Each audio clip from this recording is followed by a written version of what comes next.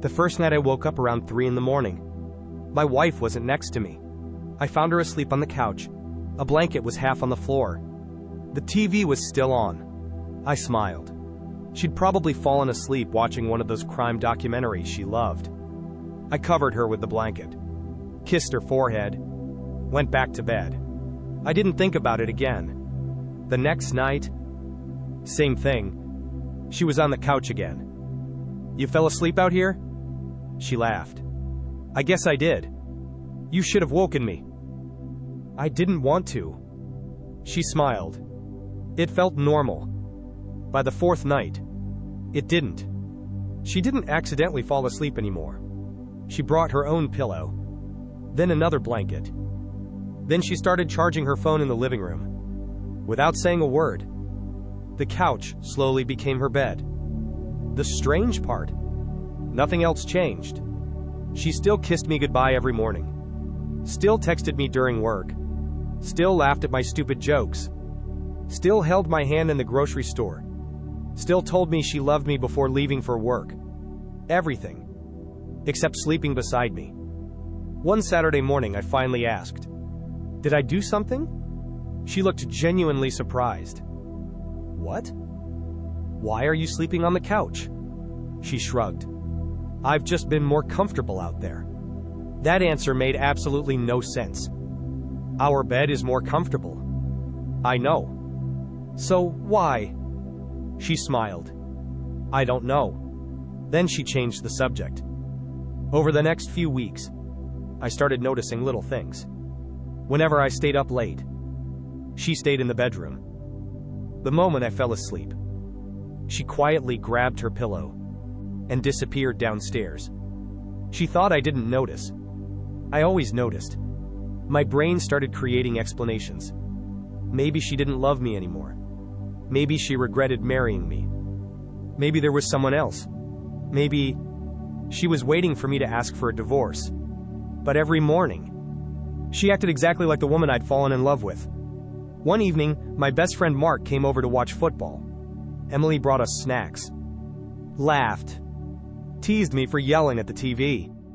Everything felt normal. When she went upstairs, Mark looked at me. "You two okay?" "Yeah." He hesitated. What? I noticed she sleeps downstairs now. I stared at him. "You knew?" He nodded. "I stayed over after your barbecue last month." I got up for water. I saw her sleeping on the couch. He paused. I didn't want to ask. That hit me harder than I expected. If other people had started noticing. How long had this been going on? That night I couldn't sleep. Around 2:40 a.m., I heard soft footsteps. The bedroom door slowly opened. I kept my eyes closed. Emily walked inside. She thought I was asleep. She sat carefully on the edge of the bed. For almost a minute. She just looked at me. Then, she gently brushed my hair away from my forehead, pulled the blanket up over my shoulder, leaned down, and kissed my forehead. So softly, I almost opened my eyes. Instead, she whispered something. So quietly, I barely heard it. "I'm sorry." Then she picked up her pillow, turned around, and went back downstairs. I lay there frozen. If she had stopped loving me, why was she apologizing? Why did she still look at me like that? And what exactly was she sorry for? I barely slept after that. Not because I was angry, because nothing made sense anymore. If Emily didn't love me, why kiss my forehead every night? Why whisper, "I'm sorry"? The next morning, I acted like nothing had happened. "So," I said while pouring coffee, "sleep any better?" She smiled. "A little." "What about you?" I slept fine. It was the first lie I'd ever told her without feeling guilty. Because I hadn't slept at all. Over the next week, I stopped trying to find proof she was cheating. Instead, I started trying to understand her. One night, I quietly walked downstairs after she'd fallen asleep. The living room was dark. Only the streetlight outside lit the room. She was curled up on the couch. blanket wrapped tightly around her. She looked exhausted. Not peaceful. Exhausted. Like someone who hadn't had a good night's sleep in months. That image stayed with me. A few days later, I found something strange. She'd ordered earplugs. Not one pack. 3. Heavy-duty ones. The kind people wear at construction sites. I laughed to myself. What was she trying to block out? The neighbors? Traffic? We lived on the quietest street in town. That weekend, we visited her parents. After dinner, I stepped outside with her dad. He lit a cigar. We stood there in silence. Then he casually asked, "So, you still snore like a chainsaw?" I laughed. "I snore?" He looked confused. "You don't know?" I shrugged. "I mean, everyone snores a little." He smiled awkwardly. "I guess." Then he changed the subject. But something about his expression bothered me. That night, I downloaded an app. One of those sleep recording apps. I placed my phone on the bedside table before going to sleep. I didn't tell Emily. I wanted to hear what happened after I closed my eyes. The next morning, I opened the recording. The first 20 minutes were normal. Silence. Then, a low snore. Mine. It grew louder and louder. I rolled over. The bed shook. A few minutes later, I heard Emily whisper, "It's okay," like she was trying to comfort herself. Then I heard her quietly get out of bed. Door opening. Footsteps. Silence. She never came back. I skipped ahead. 3 hours later, there it was again. My voice. Except, I wasn't awake. I was talking. Not clearly. Just random words. Fragments. Then suddenly, I shouted.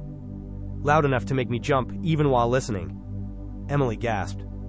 I heard her sit up immediately. Then, nothing. Just silence. Until she quietly walked downstairs again. I listened to the recording 3 more times. My stomach twisted. I had absolutely no memory of any of it. That evening, I confronted her. I placed my phone on the kitchen table. I know.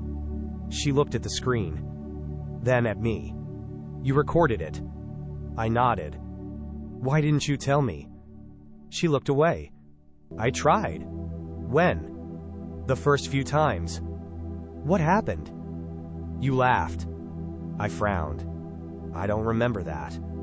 "I know." She swallowed. "You said everyone snores. You said you'd be fine. You said you were just tired." She stopped talking. I waited. Finally, she whispered the sentence I'd been dreading. "I haven't slept through the night in almost a year." The room went completely silent. I stared at her, unable to say a single word. Because for the first time, I realized this had never been about the couch. It had been about everything she was too afraid to tell me. I couldn't stop staring at my phone. The recording was only 6 minutes long, but I'd listened to it at least 20 times. Every time. I heard another detail I'd missed before. The snoring. The tossing. The shouting. Then, Emily's voice. Soft. Patient. Almost like she was talking to a scared child. "It's okay. I'm right here." Silence. Then footsteps. She left the room. Again. I looked up. "When did this start?" Emily didn't answer immediately. She wrapped both hands around her coffee mug. "About 11 months ago." 11 months? She nodded. "A few weeks after your accident." I frowned. "My accident wasn't even that bad." She gave me a sad smile. "I know. You walked away. You went back to work. So I thought everything was okay." She looked down. "But then, you started screaming in your sleep." My chest tightened. "What?" "The first time, I thought someone had broken into the house. The second time, I tried waking you. You grabbed my wrist so hard. I had bruises for 3 days. I felt sick. I did that? You weren't awake. You never remembered." She stood up, walked into the hallway, opened a drawer, then came back holding her phone. "I never wanted to show you these." She unlocked it. There were photos. Small purple bruises on her wrist, another on her forearm, a cracked bedside lamp, a broken picture frame, all with dates, spread across months. I couldn't breathe. "Why didn't you tell me?" "I did." She looked at me. "So many times. You'd apologize. You'd promise to see a doctor. Then work got busy. You'd say next month. Then the next. And eventually," she smiled sadly, "I stopped asking." "So, you moved downstairs?" She nodded. "Not because I wanted to. Because I needed to sleep. I was averaging." She laughed quietly. "Maybe 3 hours a night. I'd wait until you were deeply asleep. Then I'd move to the couch. But every night." She looked at me. "I still came upstairs first. I already knew why. But I asked anyway." "Why?" She smiled through tears. "Because I still wanted to say goodnight." Suddenly, everything made sense. The kiss on my forehead. The blanket. The whispered, "I'm sorry." She wasn't apologizing because she didn't love me. She was apologizing because she felt guilty for leaving me alone every night. The following Monday, I finally went to a sleep specialist. After one overnight sleep study, the doctor looked at me and said, "You've likely been experiencing severe parasomnia triggered by stress and unresolved trauma. It isn't your fault, but it is treatable." 3 months later, things looked very different. I started treatment, changed my work schedule, stopped working 12-hour days, went to therapy. Emily moved back into our bedroom. Not because I asked her to. Because one night, she simply carried her pillow upstairs, placed it on the bed, looked at me, and smiled. A few nights later, I woke up around 3 in the morning. For the first time in almost a year. She was still asleep beside me. I didn't wake her. I just lay there, listening. No footsteps. No couch. No front room. Just the quiet sound of the woman I loved finally getting a full night's sleep. And somehow, that silence was the loudest "I love you" I'd heard in a very long time.